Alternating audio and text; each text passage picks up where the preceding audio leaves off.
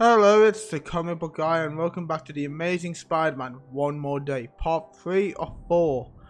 In part 2, we went to Doctor Strange for help, because we realised medical science ain't gonna save her, so we went for mystical magic science instead. We travelled through time as a ghost, and we just watched a horrible ordeal happen all over again, for the second time.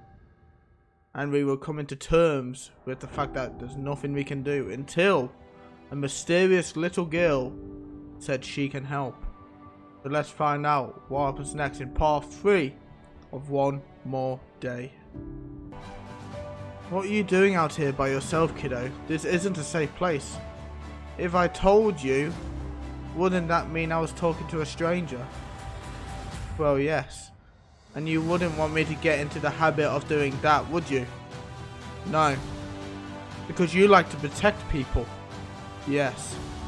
So maybe it's time somebody protected you. Maybe it's time somebody helped you. You don't understand. It looks like there's nothing anyone can do to help me. I'm at the end of my rope. Ha! You haven't even seen the rope, but I can show it to you. I know where it is. Do you want to save her, or don't you? Then come on. I don't have a lot of time. You have even less. And her, the one you're trying to save, she has no time at all.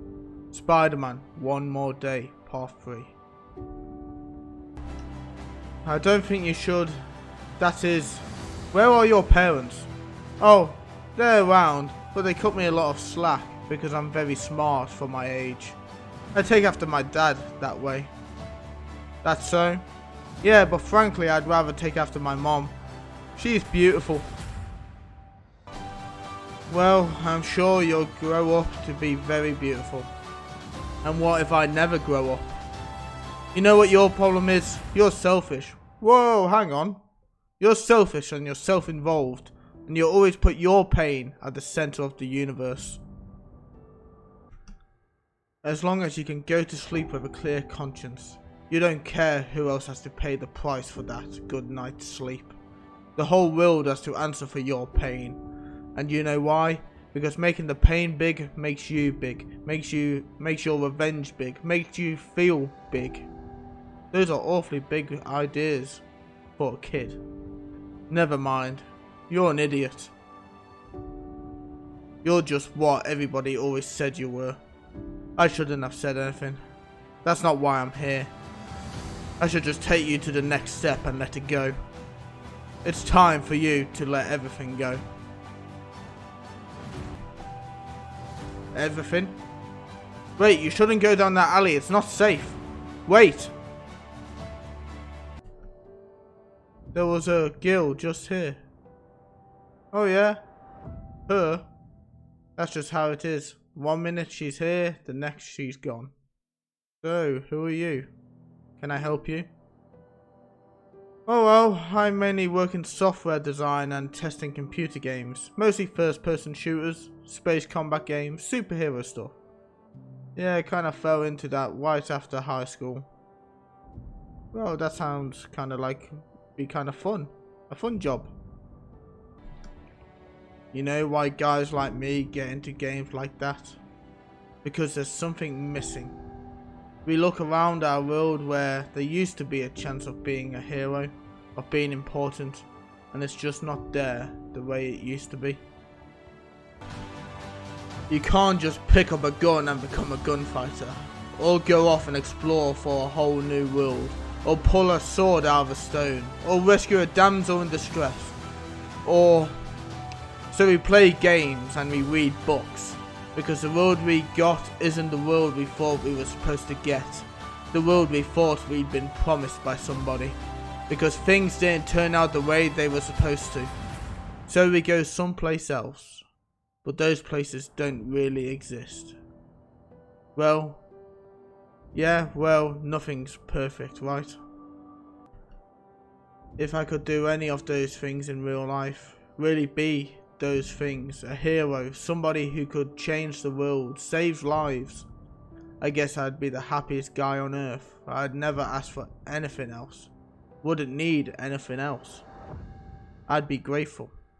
Because the rest of the world never gets that chance. Yeah, well,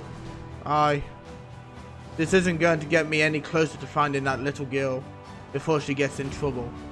And, excuse me, I think I saw the person you're looking for. Get in, I'll give you a lift. Quite a ride you've got here. Any gadgets you don't have in this thing? Warp drive. My mechanics are putting in on Friday while I'm in the office. Would you like a drink? No thanks. It's not that I don't drink. It's just that as a rule I choose not to. Yep, I used to be the same way. Funny where our choices bring us, isn't it? I came from this part of town, went to school not far from here, got beat up practically every day by other bigger kids. They hated me because I was smart, because I wasn't like them. Never wanted to be them. They got the glory, the gills, the applause on the football field, the prom queens, and I got the boot. Then I started inventing things, all kinds of things. 30 patents by the time I was 19. Made my first million that year and 10 times that the next year. And all those kids I went to high school with, most of them work for me now, in one way or another. The rest are janitors or gas station attendants, or work at the DVD store. And they still hate me, but at least now I've given them a reason.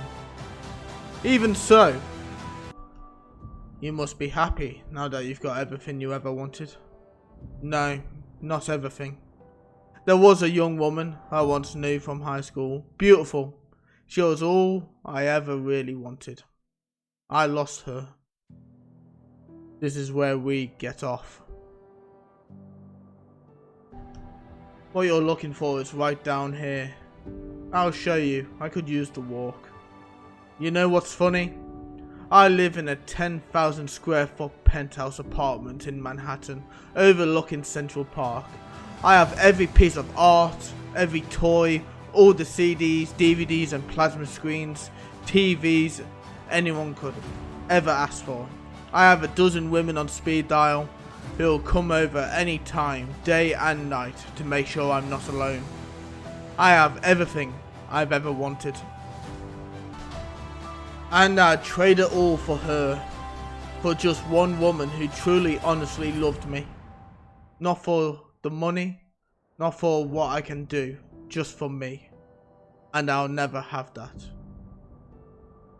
End of the line, at least for me. She's waiting for you, in there. I don't think this is the right... Hello? I'm right here. I've always been right here. Listen, I think there's been some kind of mistake. Mistake? No mistake. I've been waiting for you. I've been waiting for you all your life. Shouldn't that be my life? Not my life as in my life, but my life as in your life. But not as in my life. The point is, shouldn't that be I've been waiting for you all my life? I suppose that depends on how long either one of us lives, doesn't it? You know, ever since I walked into this neighborhood, it's been the most surreal. I mean, I've had dreams like this. How do you know this isn't a dream? How do you know your whole life hasn't been a dream? Maybe this is where you finally wake up. Yeah, well, if I wake up as J.R. Ewing in the shower, or Gregor Shanesh waking up as a cockroach, I'm going to be really ticked. There are some cultures that believe we have dream selves, each as real as our waking selves, each living alternate lives, alternate futures, alternate destinies, and that it's only at the crossroads of the dreaming that we meet them. Sorry, never believed in that sort of thing. That's too bad. Because you just met some of them on your way here. You see, our destinies are written not in huge brushstrokes, but in the tiniest, finest of details. A missed cab, a party unattended, a field trip to a lab, a slender web in the right place at the right time. But what if we make the tiniest change, just a single sentence, and the future changes forever? And then what happens? In one reality, your rage and resentment turn inward. You pull away from society, from a world you cannot control, that will never recognize your potential. Losing yourself instead in worlds you can control because they are not real, and thus lose sight of your own potential. In another reality, another self, you direct that anger outwards towards proving that you have worth, that you have value, but mainly because you want to earn enough money to grind those who laughed at you into the ground.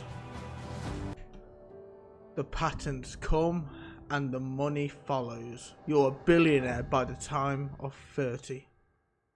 You've proven yourself to the corporations, to Wall Street, to the press. Still fighting shadows, still paying off old resentments, still thinking I'll show you of people who stopped thinking about you years ago. You prove yourself to everyone except yourself.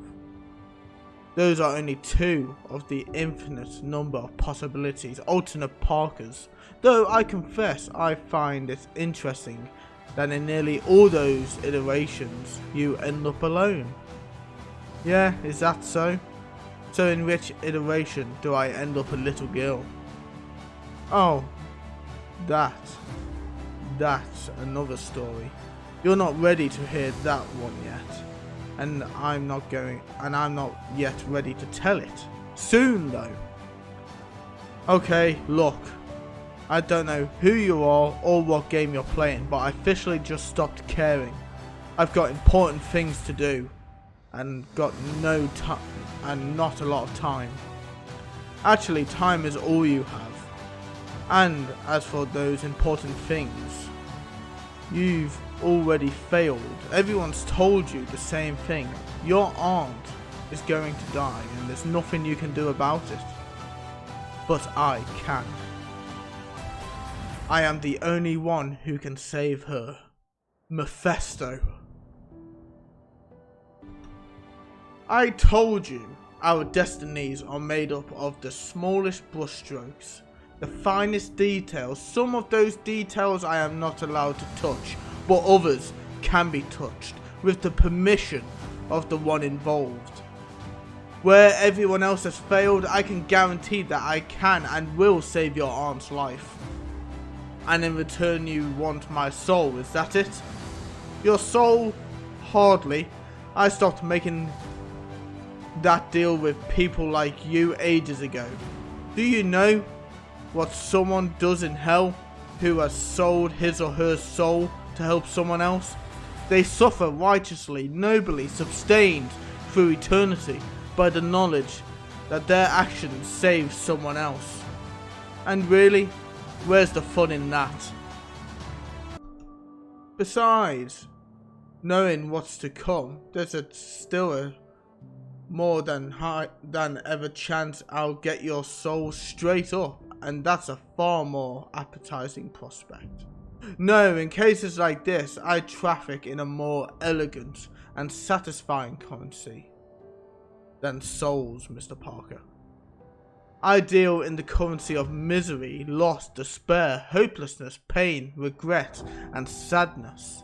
They are as sweet to me as the most beautiful music ever composed. I will go anywhere, do anything for the sound of a soul in pain. You said you would do anything to save her. Is that true, or was it just a lie? Are you, or are you not, interested in the terms of the bargain? Anything that big, I can't answer alone. I have a responsibility to someone else. But of course, I wouldn't have it any other way. She's right in there, first door on the right. What have you done to her? MJ, it's Peter, open up. Allow me. I can't make a decision like that without talking to Peter. But of course, I wouldn't have it any other way. Speak of the devil. Well, I'm not nothing if not efficient. Peter, what's happening? Can he do what he says he can do? Enough of the games. Do you want my soul? Enough of the games. You don't want my soul, so what do you want? What I want is greater than what one paltry soul can provide me. What I want is the one thing in the universe that is truly greater than the sum of its parts and tastier than the single soul I could devour. I want that which gives you joy, that which sustains you in your moments of greater despair, the source not of your power, but of your strength, your happiness, and your dreams and your passion. I want your love. I want your marriage. Well, let me tell you where you can shove your offer. No, Peter, wait. If he has the power to do what you say he can do, let's hear him out. What do you want, Mephisto? What are your terms? Ah, you're obviously the sensible one. I'm glad you asked. Let's just say this. Enjoy the world as it is, for as long as you can. For you will only have it for one more day. You will not consciously remember this bargain or this moment or the life you lived to this point. But there will be a very small part of your soul that will remember, that will know that you lost what you lost. And my joy will come and will be listening to that part of your soul screaming throughout eternity. You have until midnight tomorrow to say yes. At that instant, you will either lose your marriage or your aunt. Either way, the world you know, the world you care about, and have fought so hard to protect, will be at an end. To be continued. Right, so that was the end of part 3 or 4 of One More Day. He has a choice to make. His marriage to MJ or the life of Aunt May. Either way, his entire world is never going to be the same after that deal is made. So, I hope you enjoyed. If you did enjoy, please like, subscribe, and I'll see you in the next one. Bye.